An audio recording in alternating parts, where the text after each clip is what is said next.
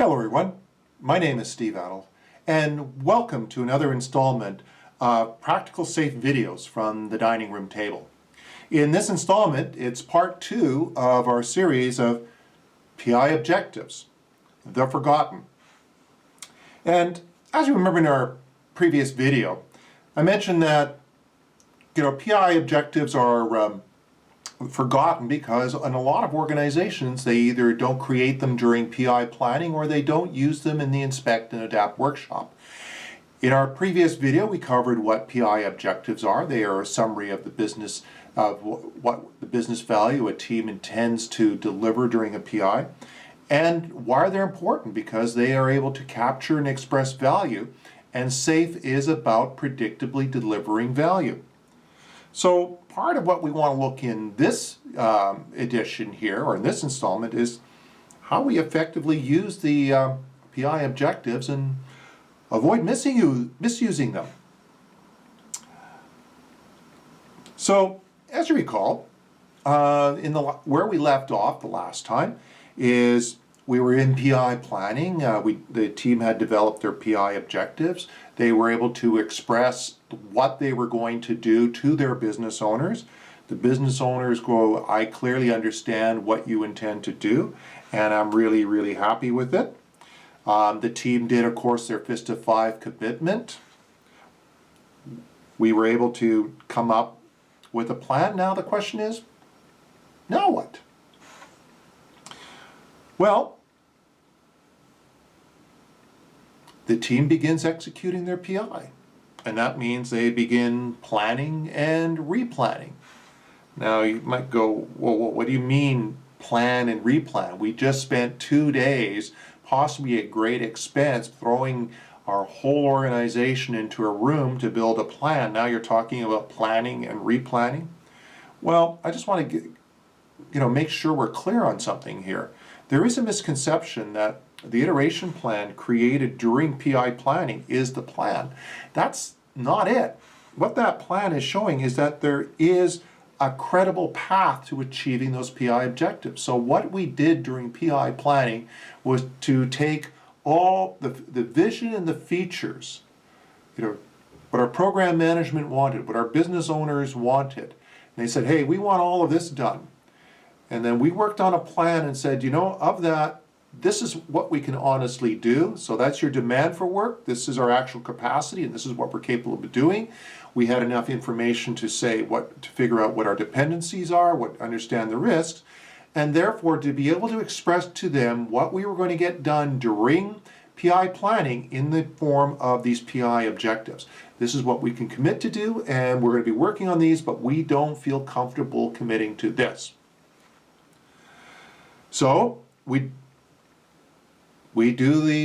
start working and executing our PI. We deliver on our commitments by working through a lot of the ceremonies that we have during a PI.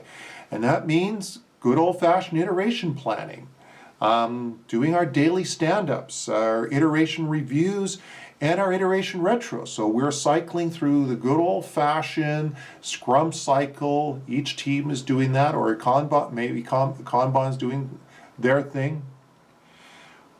Some of the things that, of course, SAFE throws in to coordinate the teams. There's the Scrum of Scrums that's held on a regular basis. And then, of course, there's the system demos that are held on a regular basis. You are holding your system demos on a regular basis, right? Right? Actually, you'd be, again, shocked how many organizations don't have regular system demos. And this is, again, one of the core one of the fundamental principles that SAFE rests on is is the objective measurement of delivered value that comes through our progress that comes through the system demos. So we keep repeating that on our on our regular 2-week cycle, and eventually we come to the end of the PI and we get to the Inspect and Adapt workshop. And the Inspect and Adapt workshop, if you recall the agenda, there's the PI system demo where we show off the integrated system. There's the quantitative and qualitative measurement workshop, which gets the numbers for the PI and gets the data And then we walk into, which is what we would probably call the large-scale retrospective, the retrospective and problem-solving workshop. We're kind of interested in what kind of takes place between the PI system demo and the measurement. So, the PI system demo. This is what we said. We're showing off here what we said we were going to show off when we did PI planning. So in PI planning, we came up with the PI objectives, and now here we are at the integrated system demo showing our work, how we implemented and delivered on those PI objectives. Now, remember this from doing the PI planning, where the business owners came and looked at our PI objectives and assigned them a perceived business value. Said, okay, on a scale of 1 to 10, that one's worth a 10, that one's worth a 7. Okay, now we have them do it again. And what we want to know is, when we told you about this PI objective back in PI planning, you said that was worth a 10 to you. Now, when you've actually seen what we've achieved, what's that worth to you? And in the ideal world, of course, the business owner will go, well, geez, that's what you said you were going to do, you did, and I'm impressed, and what you said, I thought it was going to be a 10, and it is a 10. So we'll mark it down there. So the actual value delivered, hey, I thought it was going to be worth a 10. When you told me, described it to me, and what you showed me, yep, that was definitely a 10. So, enter the uncommitted objectives. If we were able to be able to deliver them or work on them and actually be able to demonstrate them at the PI system demo, then the business owners can evaluate them and give them a perceived value, and we take that into account as part of the actual value. So what's important here to realize is, even though they weren't part of the commitment that we made during PI planning, they are actually part of our achievement. They're added to our achievement during the PI system demo. So, as you can see here, it is entirely possible to achieve more than you committed to. So perhaps this happens then. We get to the end of the PI system demo, and we are able to deliver on our uncommitted objectives, and of course the reaction from the business owner is going to be like, wow, you guys are amazing. You know, you committed to this, but you delivered 150% of business value. This is all sounding pretty good, you know, that this team is really a group of rock stars. Well, let's not get too hasty here. So first of all, what did we learn by doing this exercise? So every team this is done on a per team basis. Every team has this evaluation of what they promised the business value during PI planning versus now what the actual value that we've demonstrated during the PI system demo. We only have a single data point here. What's really important is the trend. And so a single data point isn't a trend. And what we're actually interested in here is measuring the ratio between the business value and the actual value delivered, and then observing the trend, and that helps us understand, is the team predictably delivering value? In the Scaled Agile parlance, we'd like to really be in this zone here, the 80 to 100% zone. But in their view, that is showing that the team is in control, that they are able to reliably and predictably meet their commitments and deliver business value. So, now let's take a look at it from this point of view. Is our truly awesome team awesome? Well, maybe, because we have to ask, what is the trend? Here's a very simple question for you. Which team is doing better? Now, a common mistake a lot of organizations make with respect to this measure here is that somehow this represents that the A team here delivered more value than the B team.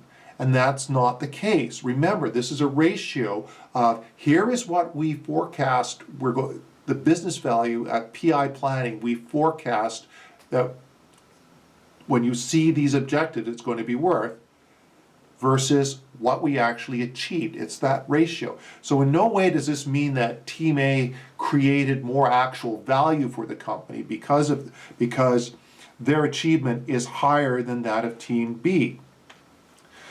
In fact, from this point of view, Team B is doing better. The B team is doing better than the A team because the B team is predictable. They're in that nice, sweet, predictable zone here.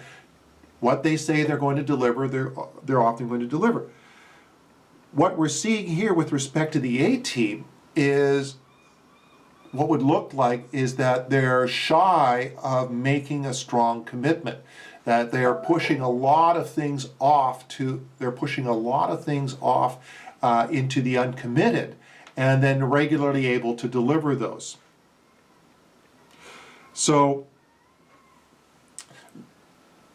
one of the things we really want to, again, mention here is that just because a team supposedly overachieves on their business, they're delivering more, we have to remember that during PI planning, the business owner said, I like your plan, I agree to your plan, that's good for me. So we want to be able to predictably deliver on that. This is the zone we want to be in, that we're able to have that predictable delivery. We're not always way overachieving or massively underachieving. So the question is, if this team is up here consistently, if the trend is always an apparent overachievement, this is a trend that indicates the team is reluctant to commit. And there might be a number of reasons for this. Maybe the features are vague. Maybe the business owners are having a hard time perceiving what value is. I mean, these are all opportunities for when we go into the Inspect and Adapt workshop to say, what's really happening here? What's the root cause of this? It could be the business owners are consistently getting amazed by the team. But something to also consider here. We might be in an organization that has a culture of using metrics for reward and punishment. Well, you know what if you have that kind of culture, you know how that distorts your metrics.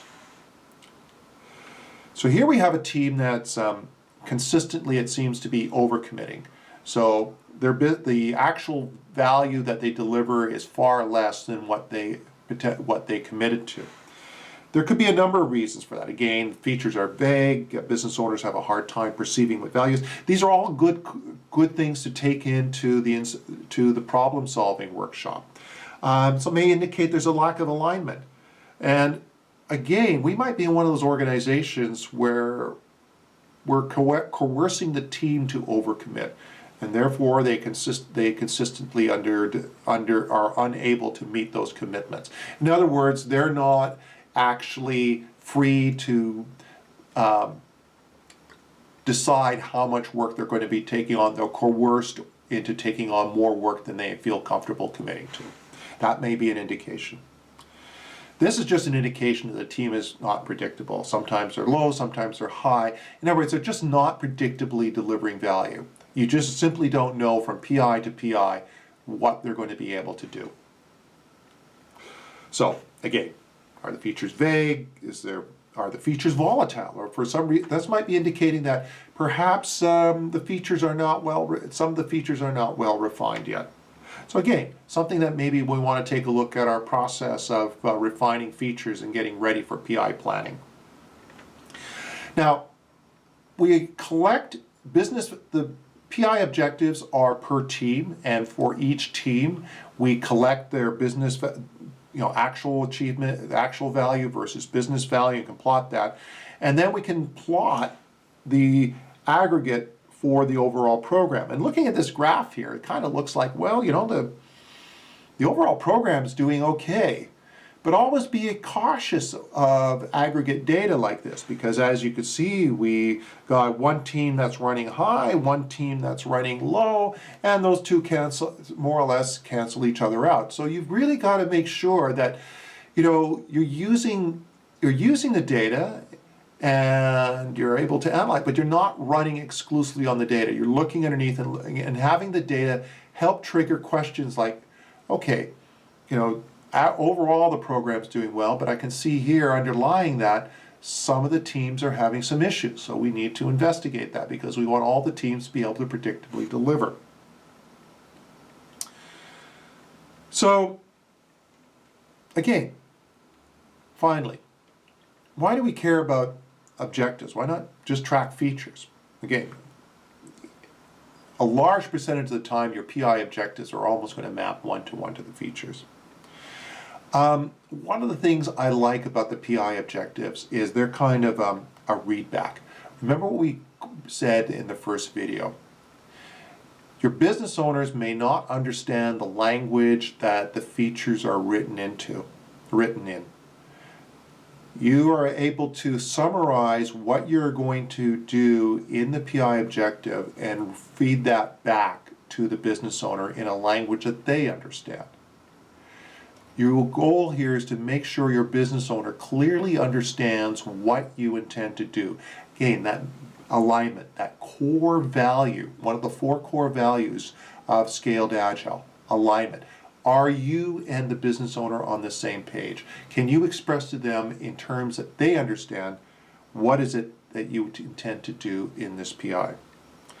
Because you could possibly be hugely successful at delivering your features and then discover that the business doesn't find any value in them. So always remember, the features are more specifically intended to be a chunking mechanism. And they're more for the benefit of an input for planning. Being able to reflect to the business what you intend to do in a language they understand gives you that, helps ensure that alignment between you and the business. So what have we learned? Okay. PI objectives, they express the value the team wants to achieve in the PI. They are how you connect with the business and express that business value to them. They help align the team and the business owners. They make sure that we're all on the same page. And bottom line, so we said, SAFE is about the predictable delivery of value. They are a tool for helping us determine, are we predictably delivering value to our organization? So thank you. This is just yet another one of my practical SAFE from the dining room table. I hope you're all doing well, and as the guys at Scaled Agile love to say, stay safe.